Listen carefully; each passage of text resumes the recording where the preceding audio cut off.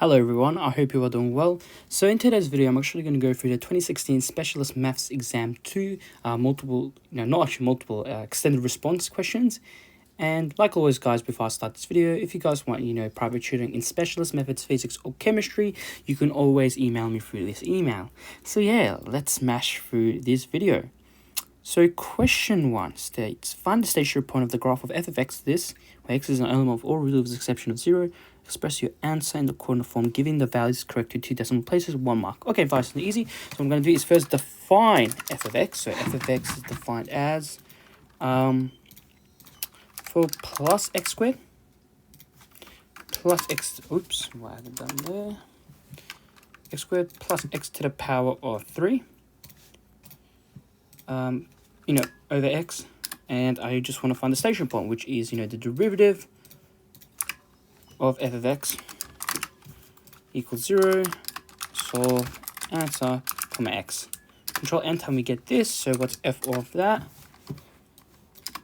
Alright, so these are your coordinates. So 1 mark, so just write your coordinates. So your coordinates are, to 2 decimal places, that's 1.11, 5.95. Done. Find the points of inflection of the graph given in part A. Express your answer in the coordinate form, given your values correct to decimal place. So the point of inflection is when, pretty much when f dash dash of x, so your double derivative is equal to 0. So let's do that. So the derivative, the double derivative, so go on here, of f of x is this. So let's write that down. So it's 2x, cubed plus 4 all over x to the power 3 equals 0. Hence x is equal to, so what, solve, answer equals 0 comma x, and therefore, oops, get that, that is, in terms of coordinates, we want in coordinates, so f of this inside over here, this is your y value. So find the point of inflection, express your answer in the coordinate form. So it will be negative 1.59, negative 1.59. Done. Sketch the graph of x for x is between negative 3 to 3 on the x-axis. So label the turning points and the point of inflection with the coordinates. So we don't have to label the asymptotes. That's good. So let's do that. So what I'm going to do is I'm going to go on my calculator and just sketch it. So f of x, given we want it from negative 3 to 3.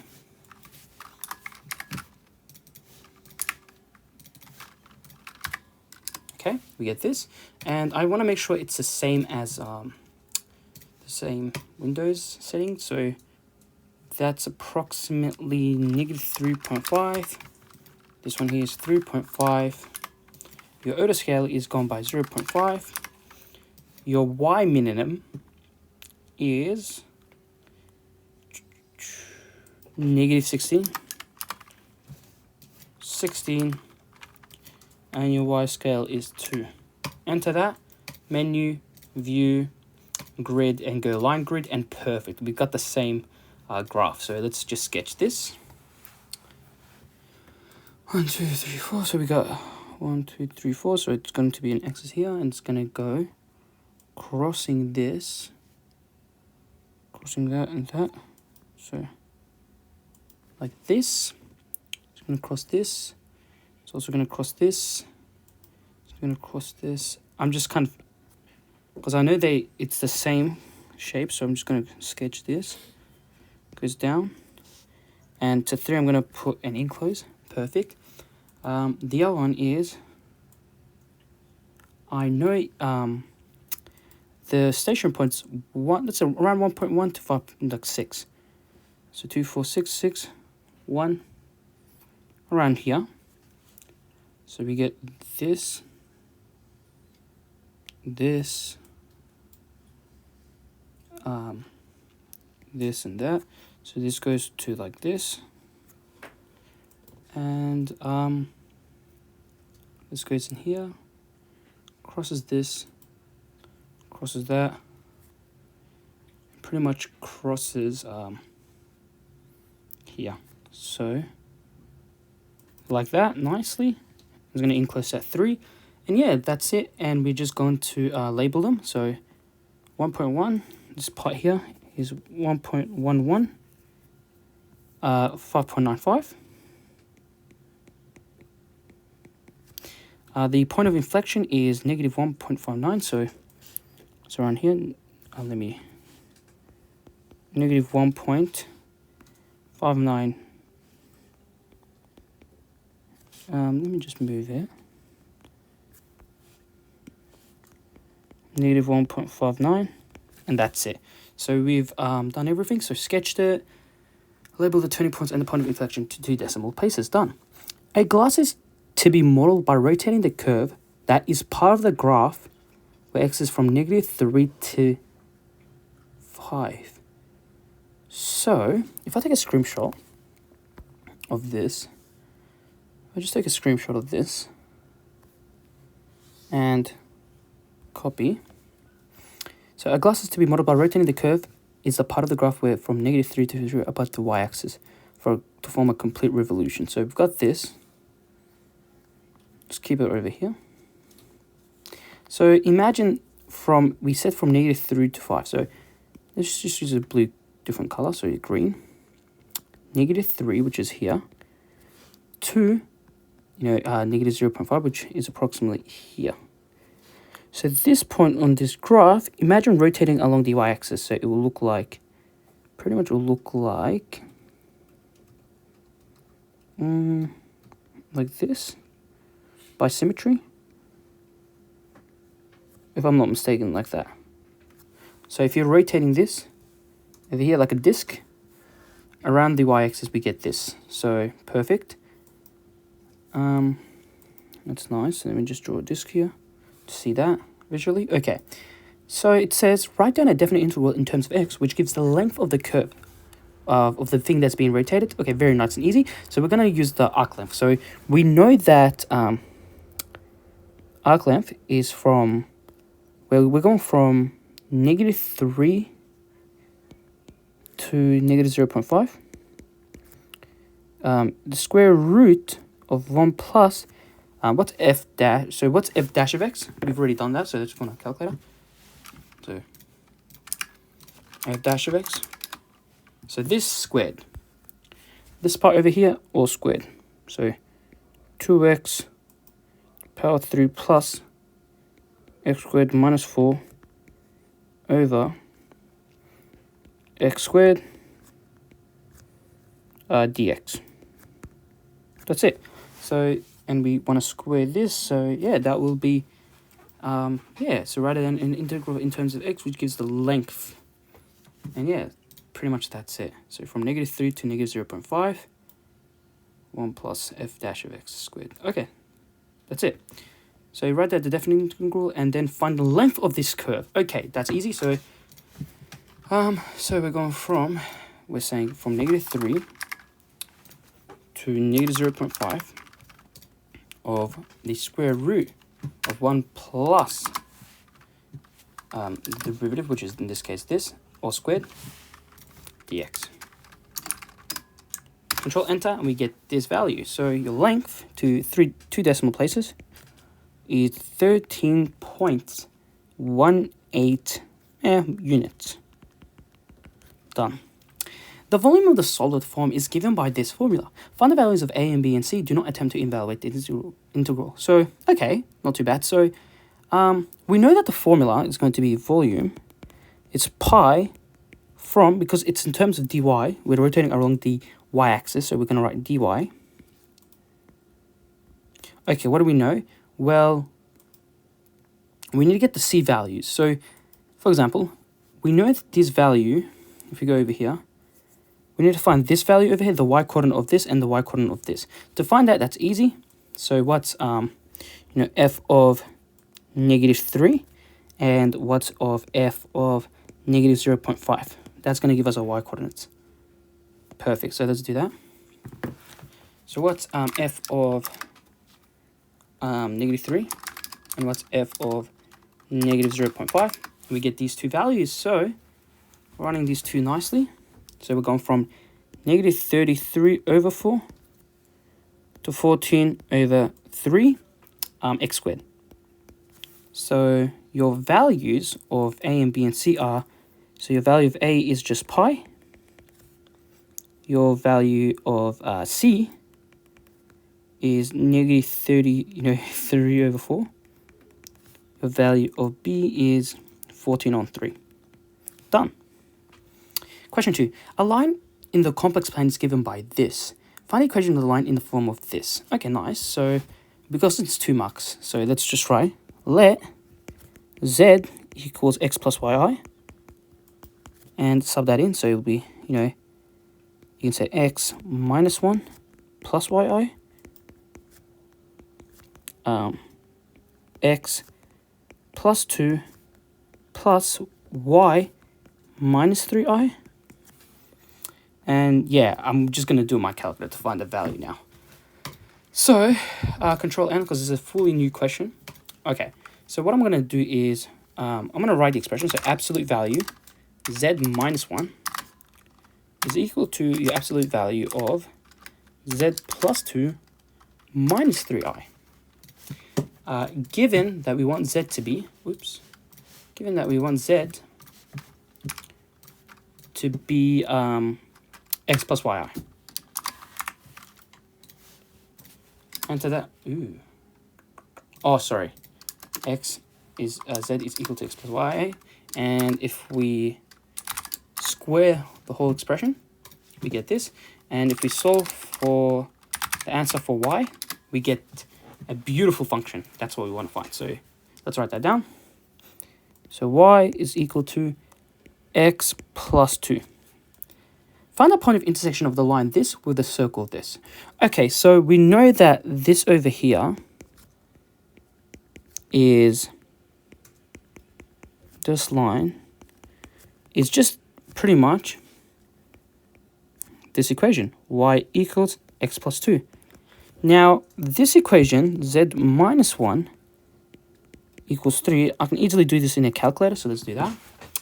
So we want to find the absolute value of z minus 1 should equal to 3, given that, I'm just going to go up here, copy that. Then I'm going to say square the answer. And I'm going to complete the square. So algebra, complete the square, answer, comma x, comma y. And beautiful, we've got a circular function, equation here. So let's write that down. So x minus 1 squared plus y squared is equal to 9. So luckily, we know this equation, and we want to find the point of intersection. If we sub this inside here, we get, so what's x minus 1 squared plus x plus 2 squared equals 9. So I'm just going to do this in my calculator. So what I'm saying is I want this, given that y is equal to this, we get this, and we want to solve answer, comma x, and we get two values. So to find the point of intersection, so it's going to be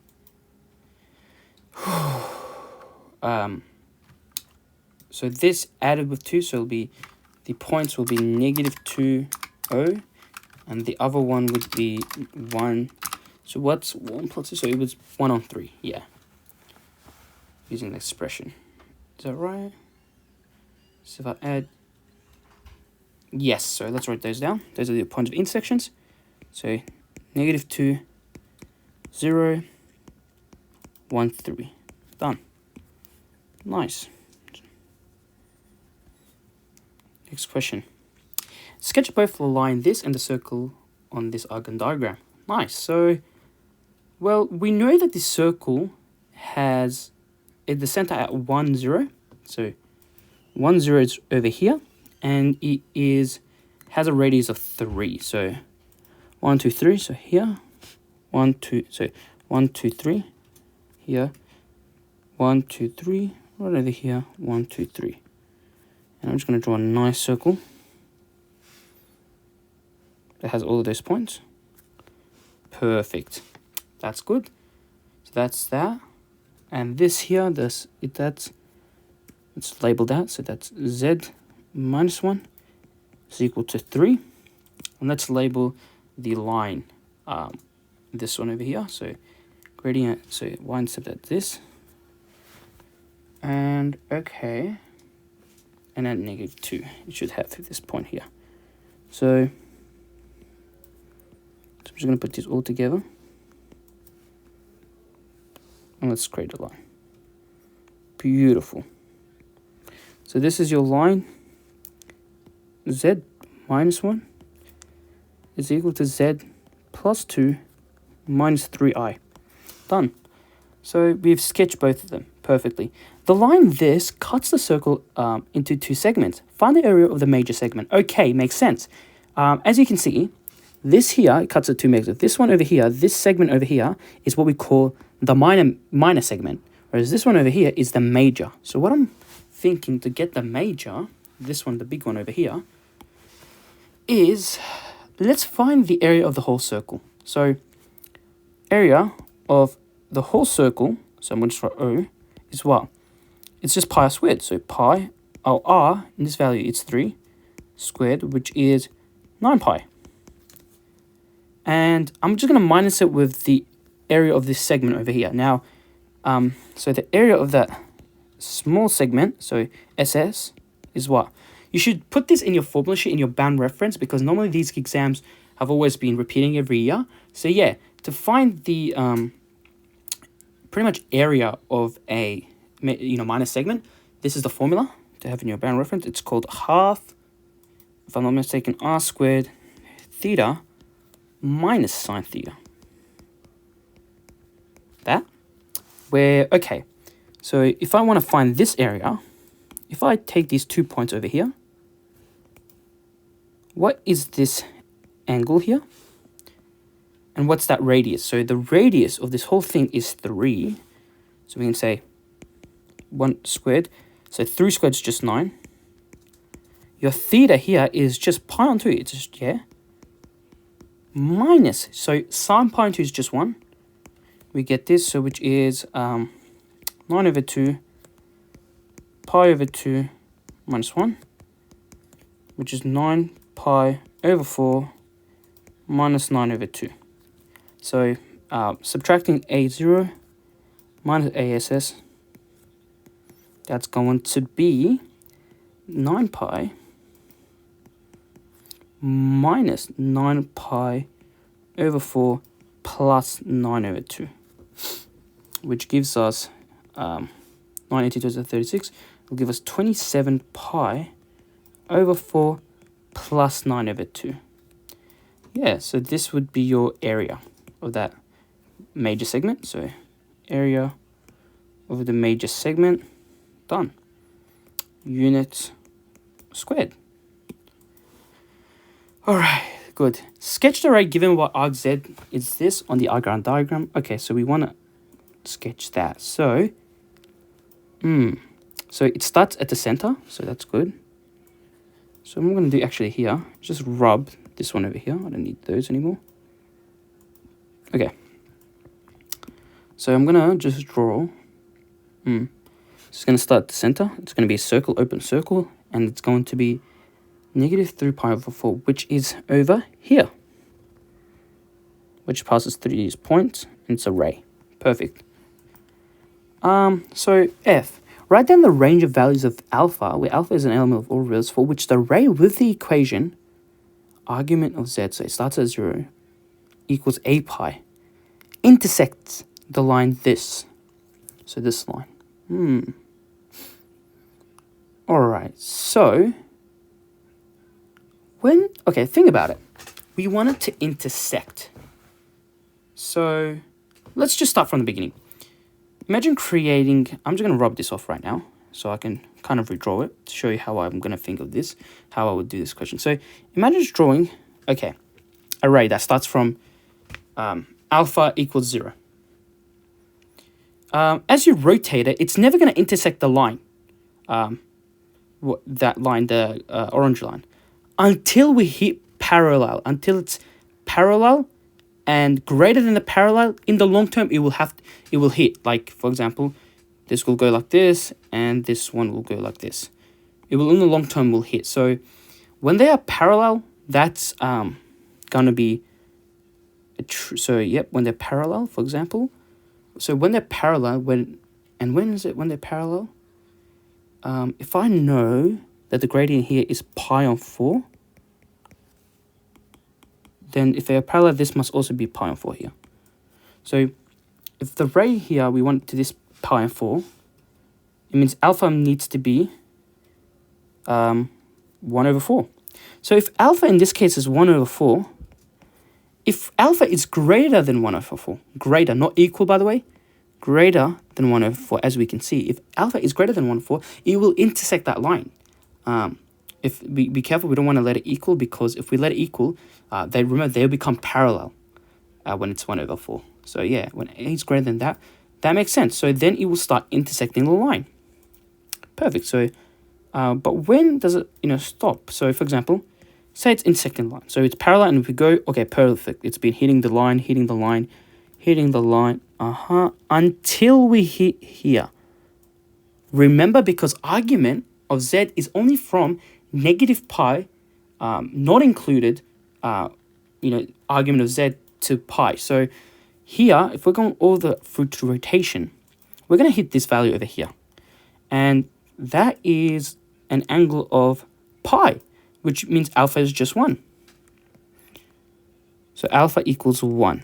And it can actually equal 1, because it's still touching. And remember, the argument of z, so remember the argument of z can only be between negative pi, negative pi, not included, to pi. So yes, so we're including because we're next to pi, and we're including pi, as you can see. That's why I said a equals 1. So just from that, I can say, let's make it just a alpha can go from 1 over 4 not included to 1 included. What else? It still continues, by the way, remember. So again, so if we start 1 here, so if I just take this and again finish off, so imagine I kind of restart, I'm back here, but now I rotate this way. So if I rotate this way, I'm going from negatives until I hit the parallel, when it's parallel to the line here. And now when it's parallel, what's this angle over here? Don't we know this here has to be negative pi over 4? So this one has to be 3 pi over 4, which is 3 over 4, this angle over there. So your, where is it? So your alpha has to be negative 3 over 4 pretty much. So your alpha can be equal, cannot equal actually. So if your alpha is greater than negative 3 over 4, so is that right? Yep. So then we can rotate it more. So if we can rotate it more, for example, if it's greater than negative 3 over 4, for example, if it's right now parallel, and we'll intersect until it hits when this is parallel at, again, but now it's, the angle would be, alpha would be negative 1. So alpha is going to be negative 1, but not included. So we can say alpha is greater than negative 3 over 4. Let me write that nicely. So alpha is greater than negative 3 over 4 to negative 1, not included, because negative pi is not included. So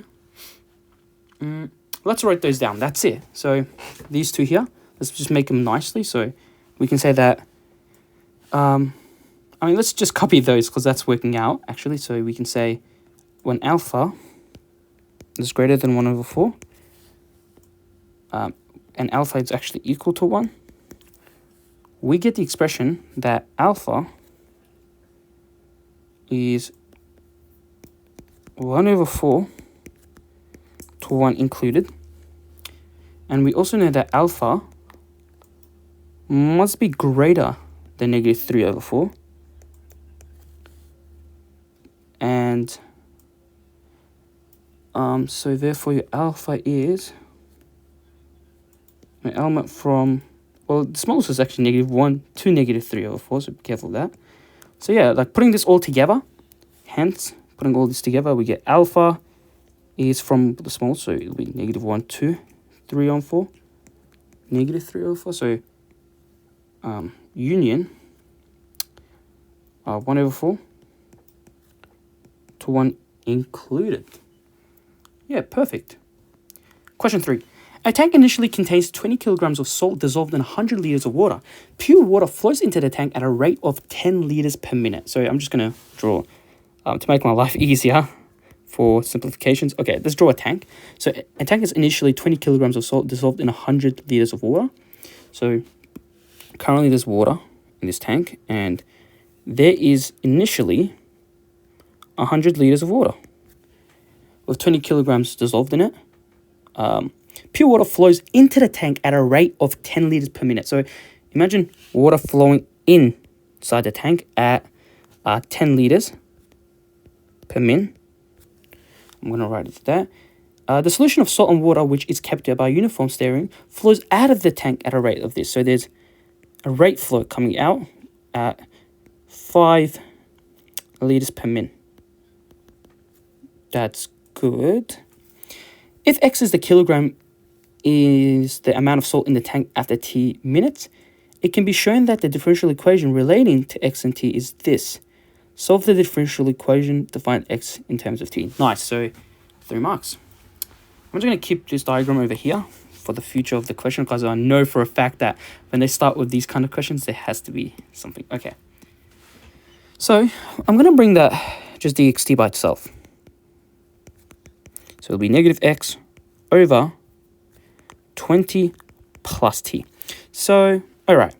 Now I'm going to use separation of variables. So this over here will be the integral of -1 over x dx is equal to the integral of 1 over 20 plus t dt. And so integrating those, it would be negative log e absolute value x is equal to the log e absolute value 20 plus t plus c. All right, so is that right? So 20 plus t, yep. And now, okay, we know a condition here, luckily. They tell us that initially, so when x is 20, so when we have, initially the tank contains 20 kilograms of salt, so x equals 20 when t equals 0. So let's put that condition here. So let me just write that here. So x, when x is 0, this is 20. So that will mean if I sub in 0, so log e 20 is equal to log e 20 plus c. So c is just -2 log e 20. So putting that all together, putting that value c, so it will be negative log e absolute value x equals log e 20 plus t minus 2 log e 20. Now, we don't need to worry about the absolute values, because remember, x is the mass, and mass is always greater than 0, so we can actually just take those absolute values and just put it as x. Make our life easier. And also this one over here, have a look. Time is greater than 0, and it's plus 20, so it's always be up, it always will be a positive, so we don't have to worry about that. So just 20 plus t, that's it.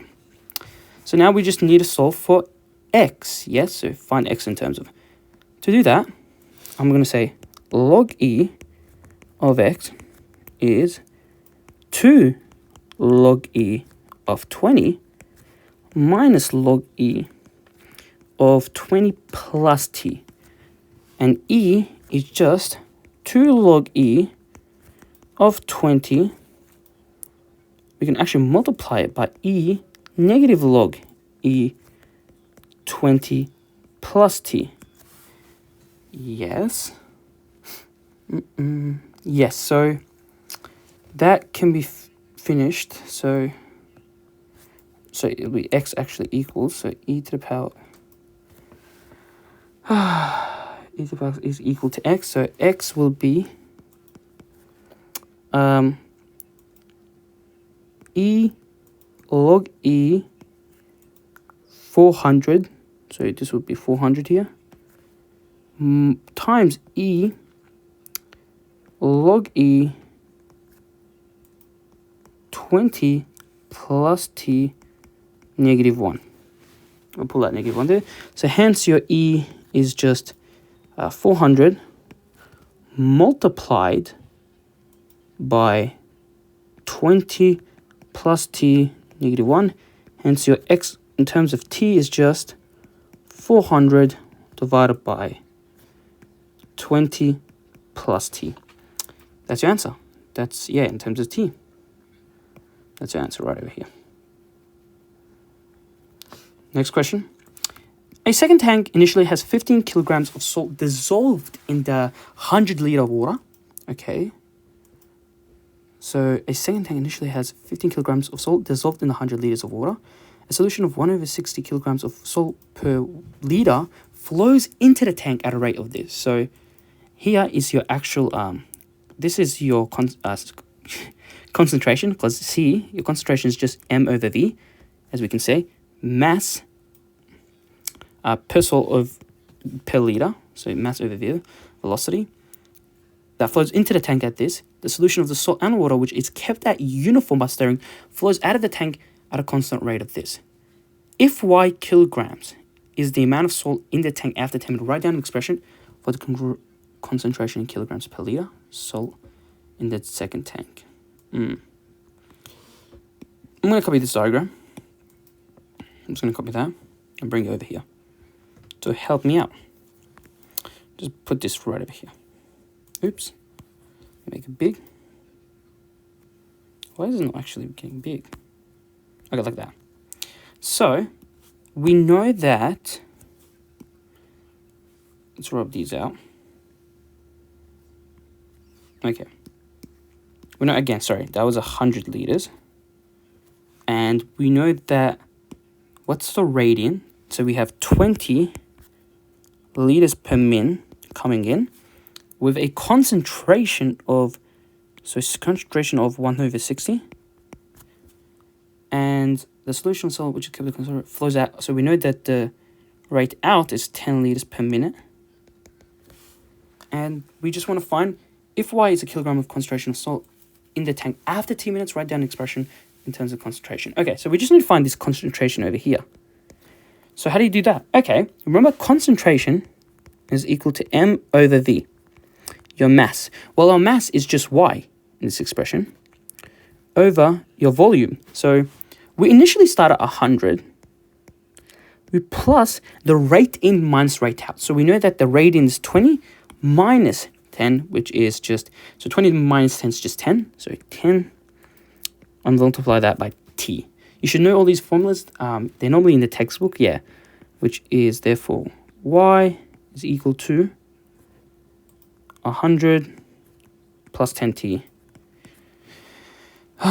Yeah, and that is just dy dt pretty much. That's your dy dt right over there. That's the expression. That's nice. So that's 1 mark.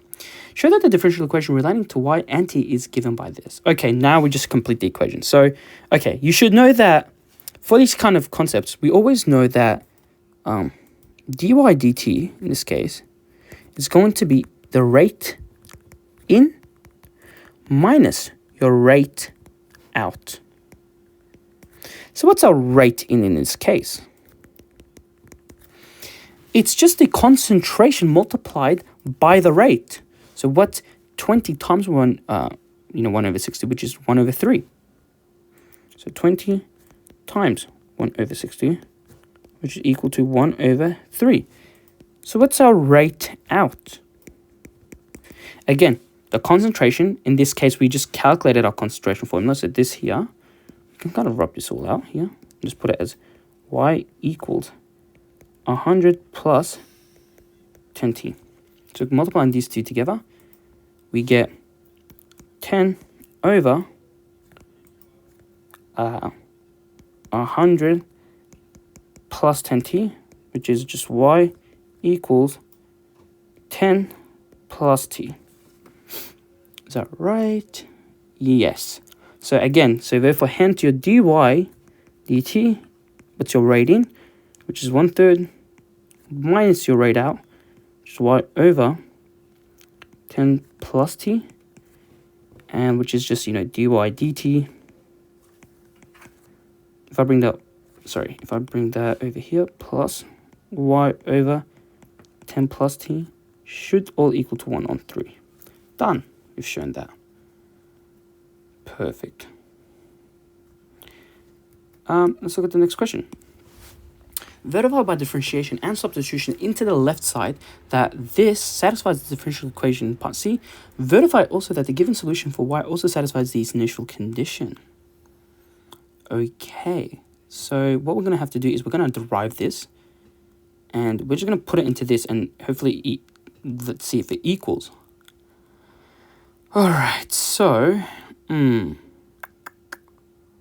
well, I'm just going to just rewrite the expression as, you know, dy dt is just 1/3 minus y over 10 plus t. Let's use this. So let's first derive this to get the left-hand side. This over here is your left-hand side, and we want to make sure that they're equal. And this is here, your right-hand side. So what's dy dx? So I'm just going to use here, this is u and this is v, I'm going to use the product rule. The quotient rule.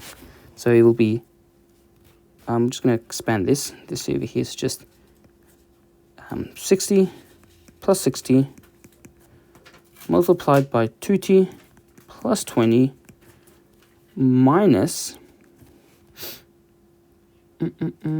the derivative of this, which was, you know, 60 plus 60, so it's minus 6 times t squared plus 20t.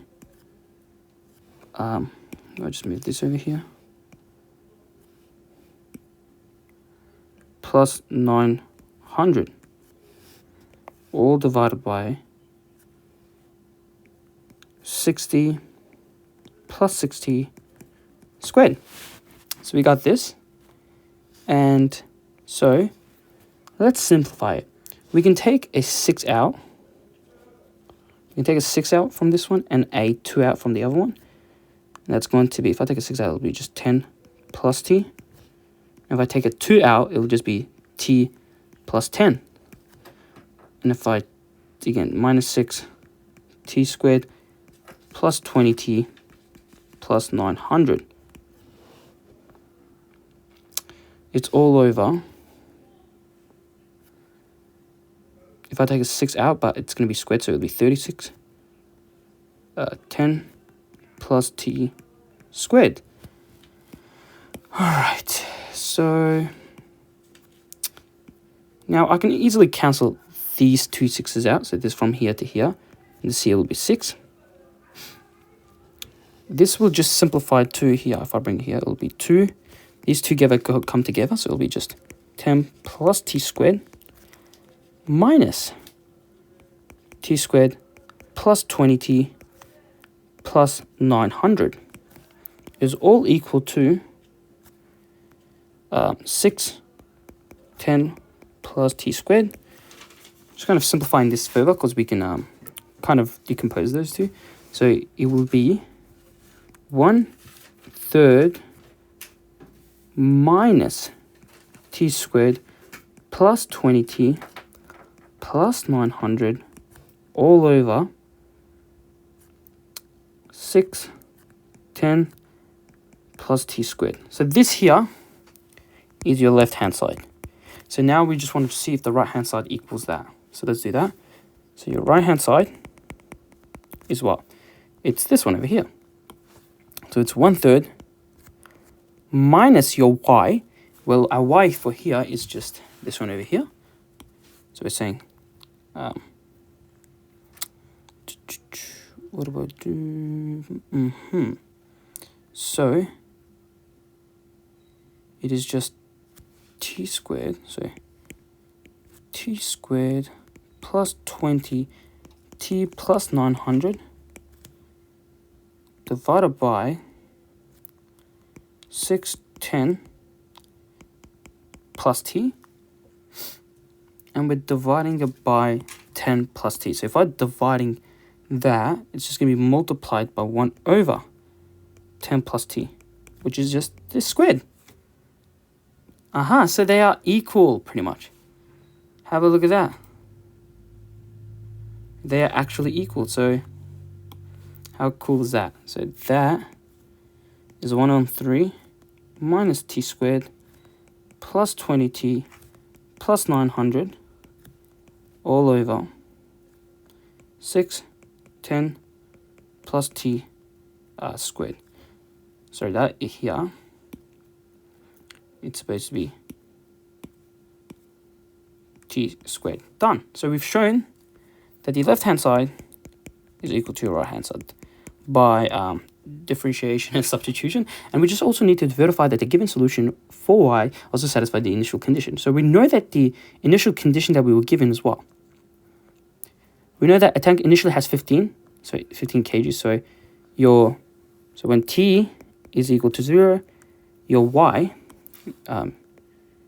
is 15. So if I sub in to this over here, so if I sub in 0, so it's y equals, if I sub in 0, it'll be 900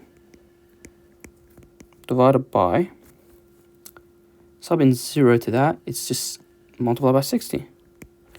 Cancel those out. 3 will go in here, 2 in here, so it will be 30 divided by 2, which is 15. So yes, we've also can see that 15 is also, we've also verified that it's a solution. Wow, that's a long question, 3 marks. Find when the concentration of salt in the second tank reaches that 0.09 kilograms per liter. Give your answer in minutes, 2 decimal places. Okay, so the second reaches concentration. Okay, we know already from, which question was it? This one over here. This over here is the concentration, which is y over 100. So y over, let's write that down. So we know it's just y over 100 plus 10t. Was that right? Yes. So we now know that should be equal to dy dt. Sorry. Was it d? So dy dv, was it? I'm supposed to write dv here. This is the way I've written it here is wrong. So it's supposed to be dv, dy dv. So here would be dv. And we know that our dy dv here is this. So, and we know that y is equal to that. So t squared, so let's write that all down. T squared plus 20t plus 900 610 10 plus t. Okay, so we got that. And we divide that by 100 plus 10t should equal to 0.095. So your t value is what? Let's use our calculator. Alright, so the y here is, so t squared plus 20t plus 900. So 610 plus t over 100 plus 10t. And we get this nice expression, and we want this expression to equal 0.095.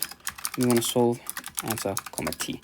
Control enter, and we get t equals to 2 decimal places 3.05 seconds. Is that seconds? Yeah, it's just write it. Yeah, okay. We're done with that. Question 4. 2 ships A and B are observed from a lighthouse at the origin O. Relative to O, their positions are given here. where displacements are measured in kilometers. Show that the two ships will not collide, clearly stating your reason. So, for ships to collide, the x values, or like the exponent, so for two ships to collide, their x components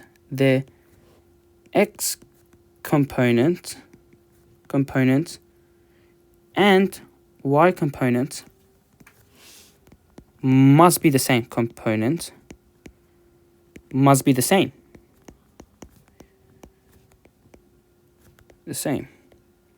Let's check that. So let's do that. So for example, these two, if we equate those two, so it'll be 5, 1 minus 2 should equal to 4, 2 minus 2. That's our first equation. We'll see what we get. And these two will be equating to. So 3, 1 plus t should equal to 5t minus 2. And yeah, let's use our calculator to find the t values. If the t values are the same, it means they are colliding. But if the t values are different, then they're not the same.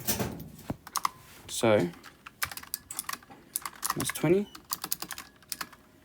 And if we solve answer comma t, we get 13 over 9. So t is equal to 13 on 9.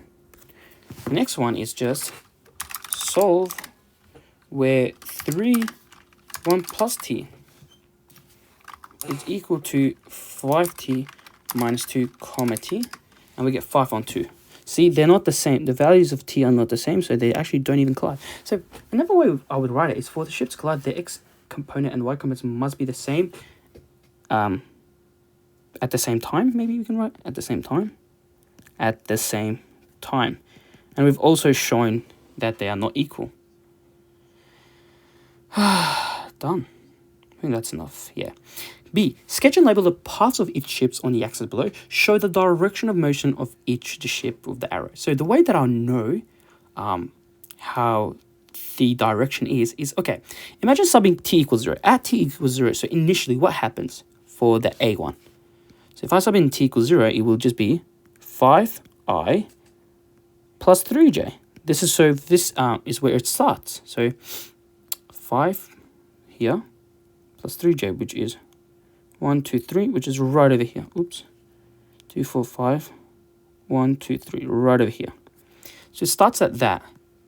And then if I sub in 2, for example, what about 1 second? So it'll become I. So if I subbed in 1, this will become 0. And if I subbed in 1, it'll be 6. So it'll be over here. Aha, so it pretty much moves like this.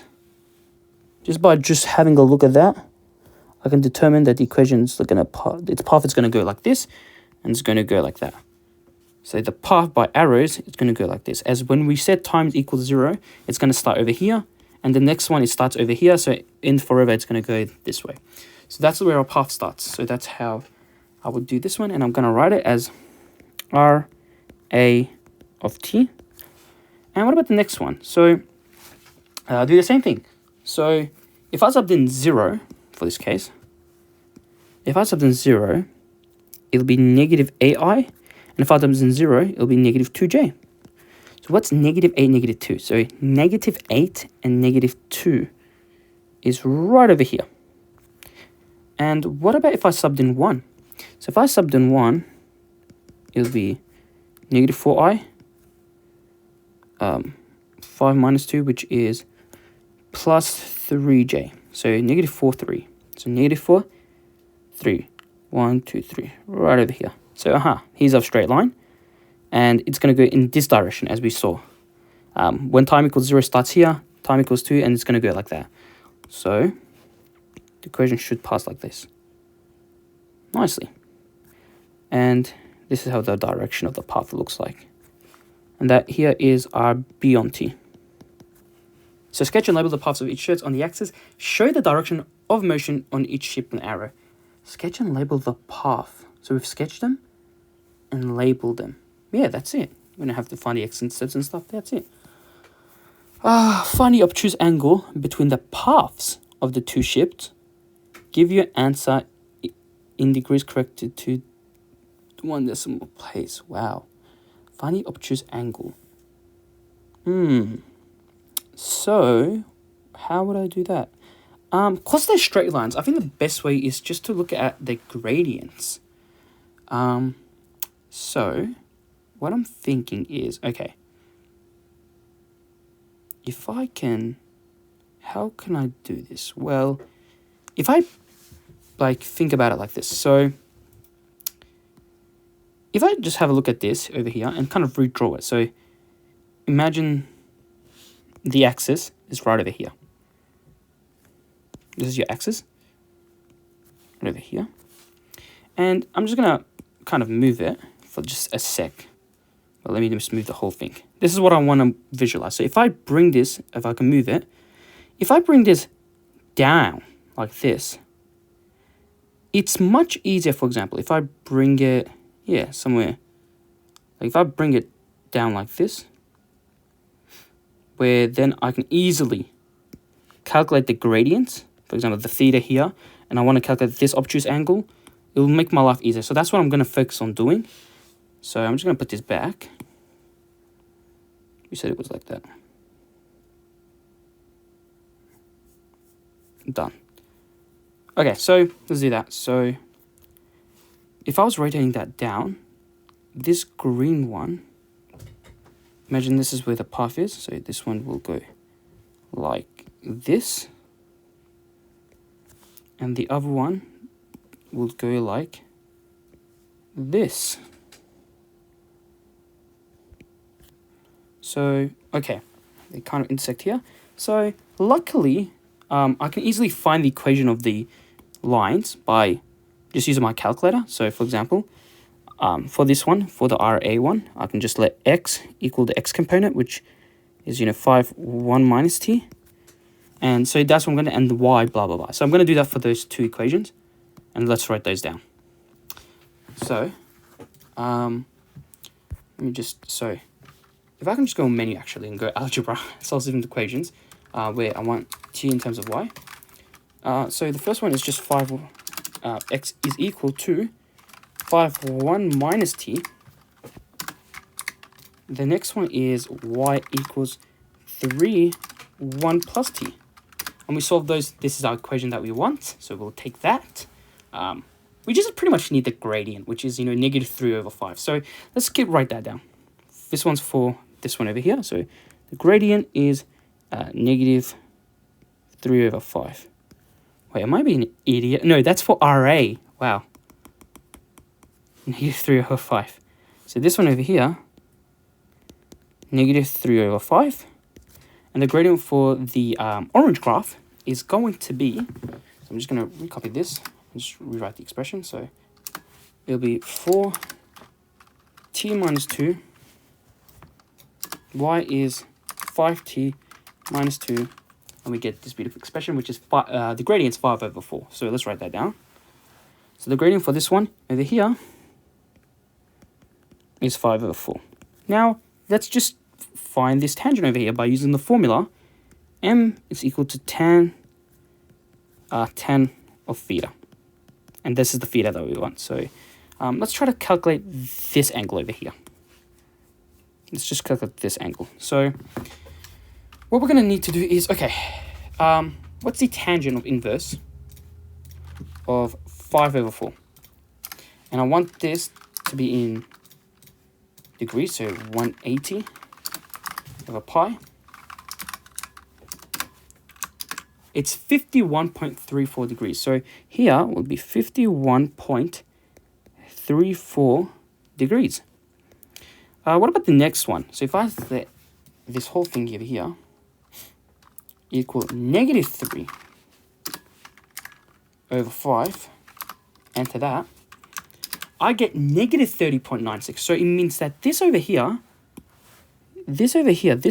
is actually, 30.96 degrees or something. So it means this over here by, symmetry, this also has to be 30.96. Okay, let's try to check if this over here adds up more greater than 90 degrees. That means that this is obtuse. Well, straight away from looking at it, it's not. If you add these two up, this one is an acute angle. So the obtuse angle will probably be this one over here. So Yeah, so sketch and label. So what were we trying to find between the paths? Okay, so this is the theta that we want. So that's easy. So to do that, it's just going to be 180. So theta is just going to be 180 minus 30.96 plus 51.34, which gives you theta is equal to, let's do that. So we're saying 180 minus, well, we have this, so I just want to change that to a positive, just take that here, plus this one over here, add those together, and we get 97 point. Now this is greater than 90, so this is an obtuse angle, so that's good. So correct to one decimal place, that's 97.7. 97.7 degrees. And that's it. You know, the diagram very much helped us a lot, so that's very good. So let me just take this diagram, make it a little bit shorter, bring it down here. There we go. Nice. Let's move on to the next question. Find the value of t correct to 3 decimal places when the ships are the closest. Okay, so, all right. When are the ships closest? Well, let's calculate the distance between them, for example. So if I know that the vector, let's say, for example, a of t, if I minus them, this will calculate the distance between them, yeah?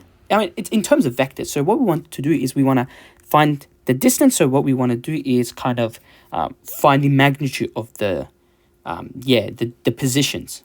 So here, what would that do?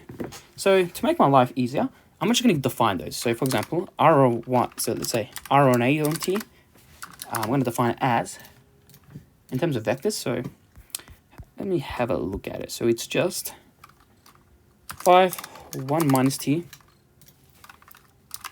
3, or 1 plus T.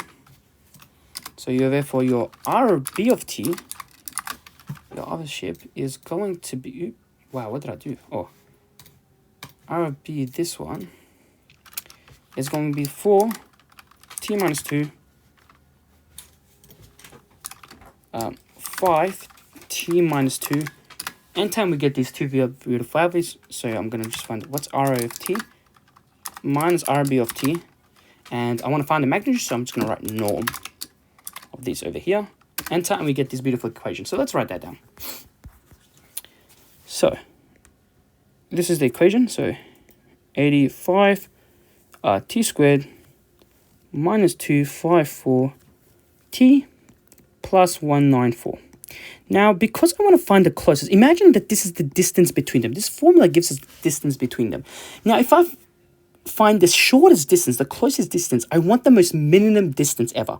I don't want the maximum, because the maximum means they are far, far away apart. So we want the minimum distance. So if I can easily calculate, using my calculator, go on menu, and just go on calculus and go to the minimum of this function over here, given that t can be between from 0, I meant t, and that's it. Let's call it that. Aha, we get a t value. Perfect. And so we just needed to find the value of t correct to 3 decimal places. So that is t. So let me just find, I'm just going to write as d of t of this r of a of t minus rb of t is actually, we want that to be 0, you know, so therefore t, in terms of 3 decimal places, that's 1.494. That's it.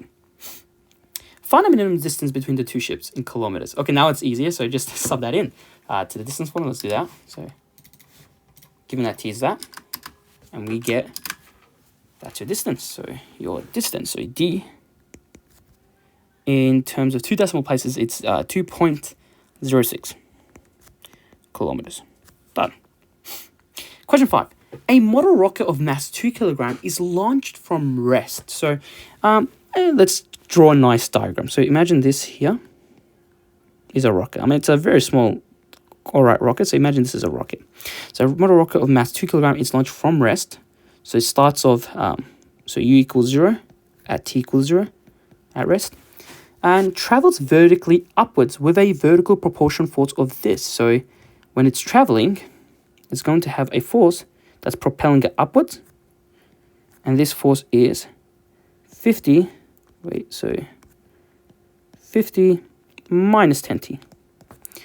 after t seconds of flight, where t is between 0 to 5. Assume that the rocket is subjected only to vertical propulsion forces and gravity. So we also have gravity, of course. And gravity in this case is just 2g, because it's 2 times, g. Where air resistance is negligible, let v be the velocity of the rocket t seconds after its launch. Write down the equation of motion for the rocket and show that this is that. Okay, so this is your acceleration. So, all right.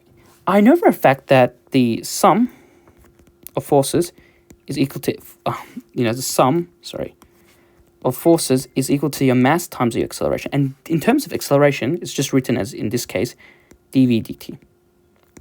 So what's the sum of the forces? Well, it's okay. It's the sum of these two forces.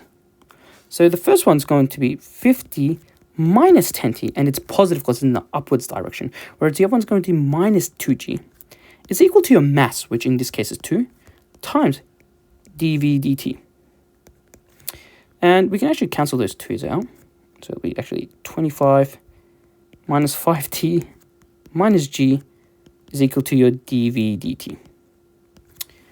Yeah, so it should look like this. So hence your dv dt is, okay, so 25 minus g, let's write that. Now calculate, so 25 minus 9.8, which is our g. Yes, so 76 over 5. So let's write that down. So 76 over 5 minus 5t. So perfect, we've got the beautiful equation right there. We've shown that. Find the velocity in meters per second of the rocket after 5 seconds. So, okay. So, luckily, okay.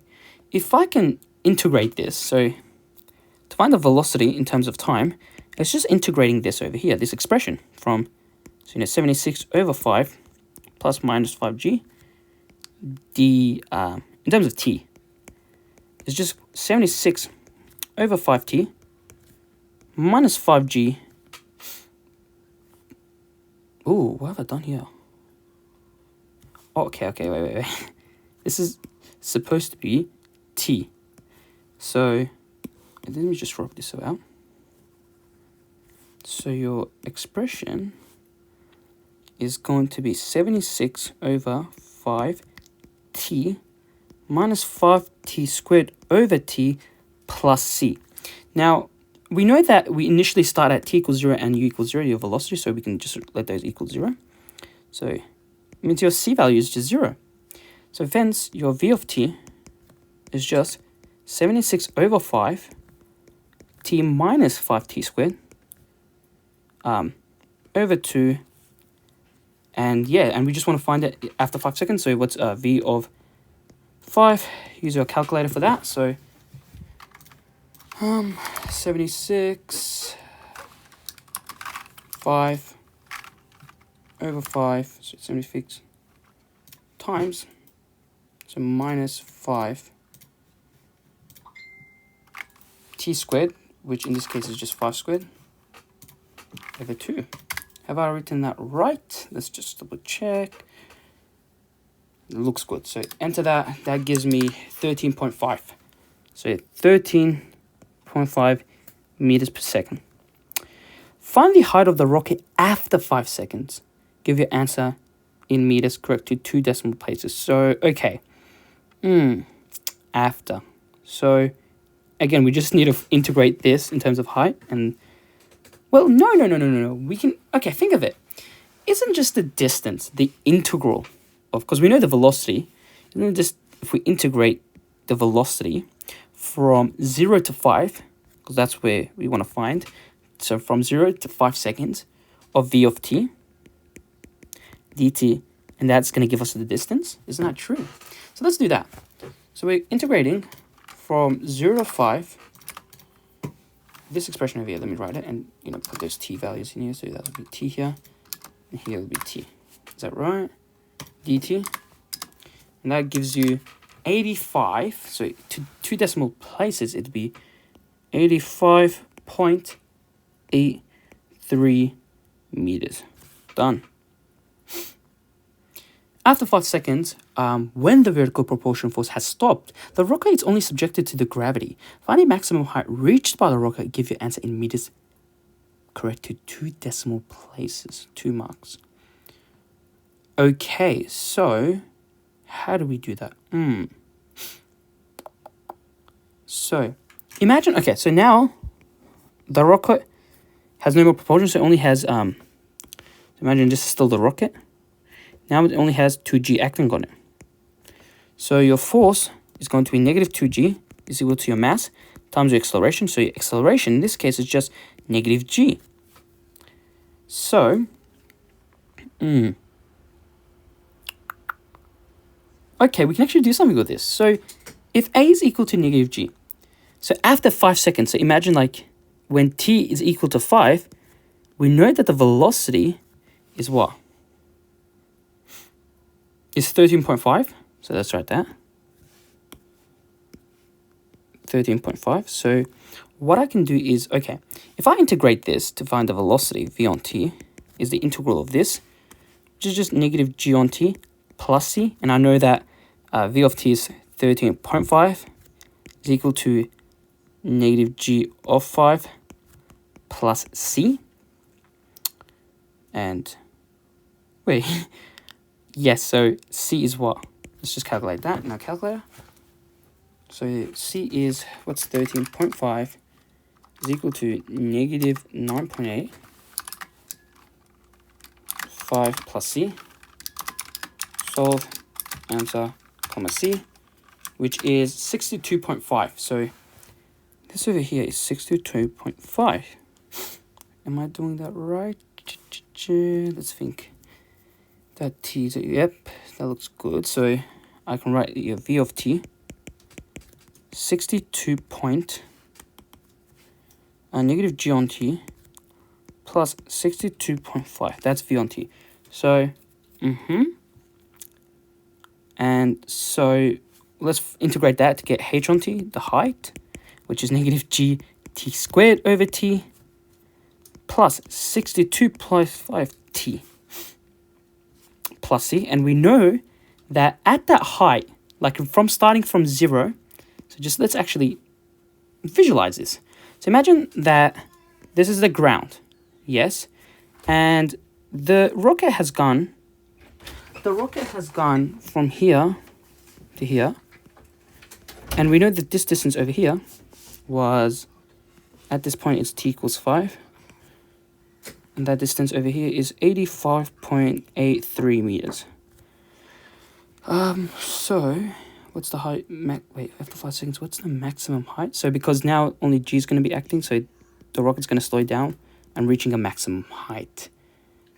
To determine that, what I'm going to do is, so negative g on t, we know that already, wait, at t equals 5, we know the height. So, okay, we also have another expression, so we can say at h of 5, it's equal to 85. I think this is such a long method what I'm doing, but that's all I can right now think of. 3 meters. So I can just say, putting this all together, I can try to calculate the value of c now. So therefore, h on t, using this expression, so we're saying 85, where is that? Where's the 85? So this 85 over here equals negative g, so negative g, which is negative 9.8 times 5 squared over 2 plus 62.5. So 60.5 t, which in this case is just 5, plus c. And we want to solve answer, comma c. And we get c is just this. Wow. Is that right? Well, c is 104, so let's write that down. So we can write this as negative g t squared over t plus 62.5t minus 104.1667. So if we want the maximum height, it will just be when this expression, we find the derivative, we want to find the max value for this. So that'll be it. Let's do that. So let's write that down. So negative 9.8, let's write the whole expression, times t squared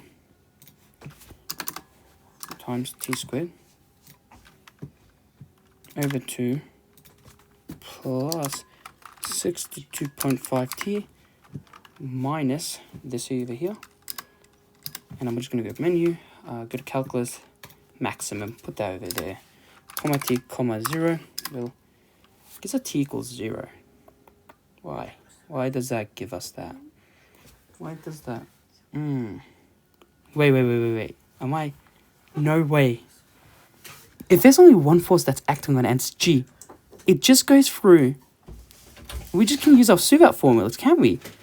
Why the hell did I just do all this work out then?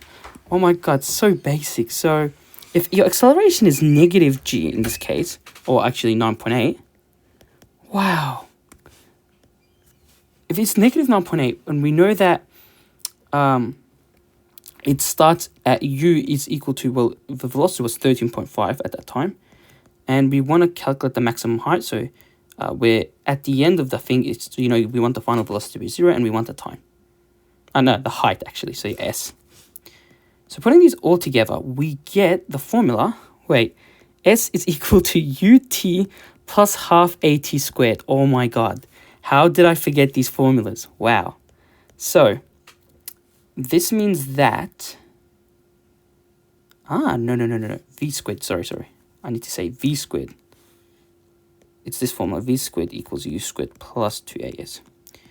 Where, okay, so V squared minus U squared plus 2A is equal to S, which is just minus 13.5 squared over the 2 to negative 9.8, which is what? Let's calculate that. That gives us our S value. Wow, I cannot believe I took all that time doing this question. Well, just... wow, I really lost it. To negative 9.8. That gives us this beautiful expression, 9.298. So we add that to our original height, which was 85.83. So adding those together. So let's do that. So this one plus our old, this one.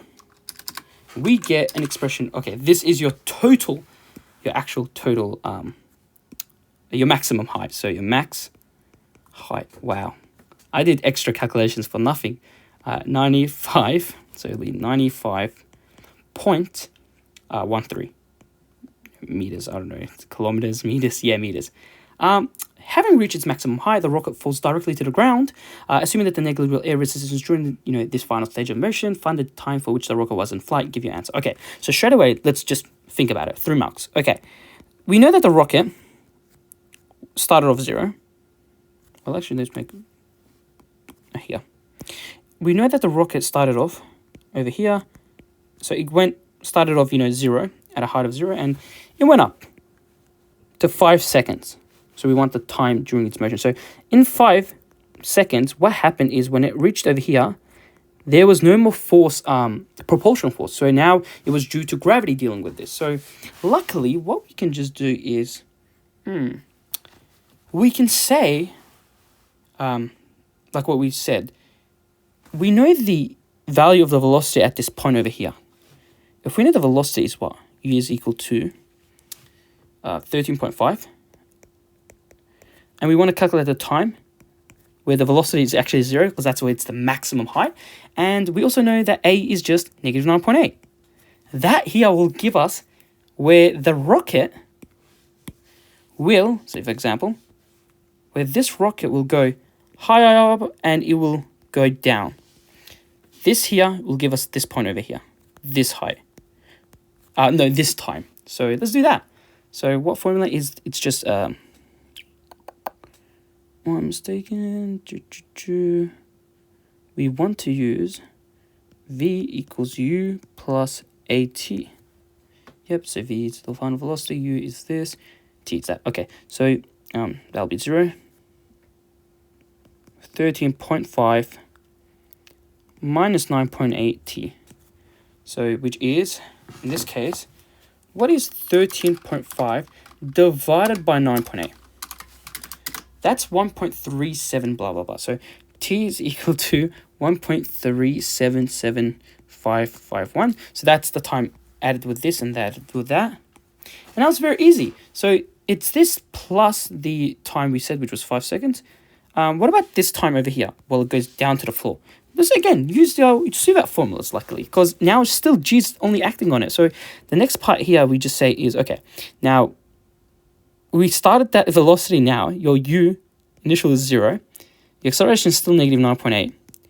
Your distance that we want to travel to here, we know that distance as s is negative, we calculate, which was 95.13. And we want to calculate the time. So using that, we just have to use s equals u t plus half at squared, which is negative 95.13 half a is negative 9.8 t squared. So therefore t is what? Let's calculate that. Negative 95. Let me just put that there. So negative this value over here is equal to 0.5 negative 9.8 t squared. We want to solve answer, comma t. And we get t equals 4.4. So t equals 4.40, and we add them all together up. So it's this force. So this time plus the 5 plus the this over here. That gives us a total time of, so t total, sorry, total, to how many decimal places? To 1. 10.8 seconds. That's it. That was quicker using that. Okay. Question 6. The mean level of pollutant in a river is known to be 1.1 milligrams per liter, with a standard deviation of 0.16 grams. Let the random variable x this, so represent the mean level of pollutant in the measurements from a random sample of 25 sites along the river. Write down the mean and the standard deviation of the sample mean. So, okay, so the expected value of the sample mean is just your normal expected value, which in this case is 1.1 milligrams per liter. Your standard deviation of your sample mean is just your value of s. So what is your standard deviation, which is 0.16 in this case, divided by the square root of the value of n, which is in this case 25, which just becomes 5. So that, what's 0.16 divided by 5? That's 4 over 125 milligrams per liter. Done. After a chemical spill, the mean level of pollutant from a random sample of 25 sites is found to be 1.2. So what's happening is we've increased the mean. To determine whether this sample provides evidence that the mean level of pollutant has increased, a statistical test is carried out. Write down a suitable hypothesis, so your null hypothesis and H1, to test whether the mean level of pollutant has increased. Okay, so your null hypothesis is going to be where there's no change. So for example, your mean is still originally just 1.1 milligrams per liter, and your H1 is where now your mean has increased greater than 1.1, because we're saying now it's 1.2, so we're saying that the mean is greater than 1.1 milligrams per liter. Find the p-value for this test grouped to 4 decimal places. Okay, to do that, what we're going to calculate is first the Z of C, this statistical test. So it's going to be the sample, what is it? So we want this over 1.2, this here 1.2 minus your original mean, which was 1.1, divided by your standard deviation, which in this case is 4 over 125. So 4 over 125, that's going to be equal to what? 1.2 minus 1.1 times, 4 over 125 gives us, 25 over 8, which is just 3.125. So 3.125. Hence, your p-value is just because it's a, one test statistical. It's a one-tailed statistical test, so it's going to be the probability that pretty much x naught, so x as the sample mean, is greater than this 3.125. That is your p-value. So let's do that. Now, luckily, that's going to be easy. Well, it's actually z. Sorry, this is supposed to be z. Z is going to be greater than 3.125. Is that right? So ZC is going to be 1.5. Where Z is that? Perfect. So go on menu, go on probability distributions, the normal CDF, where this over here is 3.125. Your upper mean, your upper bound is just infinity, and your mean is 0 and your 1. Okay, and we get this over here. So let's write that down to 4 decimal places. That's 0.0009. That's your p-value. State with a reason where the sample supports the contention that there has been an increase of the mean level of pollutant after the spill. Test at the 5% level of confidence. Okay, so alpha, in this case, is the 0.05. We know our p-value is actually less than 0.05, meaning that it's less than your alpha. That's what we're saying. So in other words, we're saying p is less than alpha, meaning that we reject the null hypothesis, and accept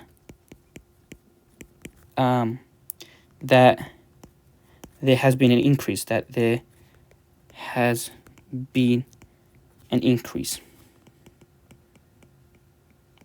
That's it. Question, is that the last question? Good. So for this test, what is the smallest value of the sample mean that would provide evidence that the mean level of pollutant has increased? That is, find XCU such that this is that. Give your answers correct to 3 decimal places. All right, so, okay. What I can do is, okay, we're trying to calculate the probability that x is greater than x c naught, where it's equal to 0.05. I know that's just 1 minus the probability of x naught less than xc, if I'm not mistaken, is equal to 0.05, yeah? So, what I can do is, therefore the probability that x is less than xc is equal to 0.95. Then we just use and we know that it's just xc, so change that to the normal, so just the probability that z is less than xc minus your mean, which in this case is still 1.1, over the 4 over 125. So let's do that. And that should equal to 0.95. Let's use our calculator. So if I just go on menu, probability distributions inverse norm of the area of 0.95. Okay, press that. And I want to equate this to x minus 1.1. And this over here, put it right over here. And I want to solve answer comma x, given that our x value, so your xz, is going to be to 3 decimal places, 1.153. Done. This is the last question. Suppose that for a level of significance of 2.5%, we found that xc is this. That is, the probability of this, x is greater than this, is that if the mean level of pollutant in the river, mu, so the mean is in fact 1.2 after the spill, find this. Okay, now we've actually changed our null hypothesis to that. So it's all right. So it's still the same thing. So we're just going to calculate this. So it's going to be the probability of, let's change it to z. So z is less than 1.163 minus 1.2 over your mu. So your standard deviation is the same thing, so it doesn't change. What is our standard deviation again? It's 4 over 125. And yeah, we can easily calculate using our calculator. Let's do that. So what is 1.163 minus 1.2, where this here is 125. We get this expression over here. So let's copy that. And we just want to say, go to probability distributions, normal CDF. So where this over here is here. Press enter. Oh, nothing happened. So let me do it again. If this is that, press OK, and we get this over here. So to 3 decimal places, that's going to be 0.124. Yeah, that'll be it. I hope you guys learned something through this video. I hope you guys enjoyed it. Please make sure to like and subscribe to this video, and share it with your friends. Again, guys, thank you so much for watching, and have a good day. Take care of yourself. Bye bye.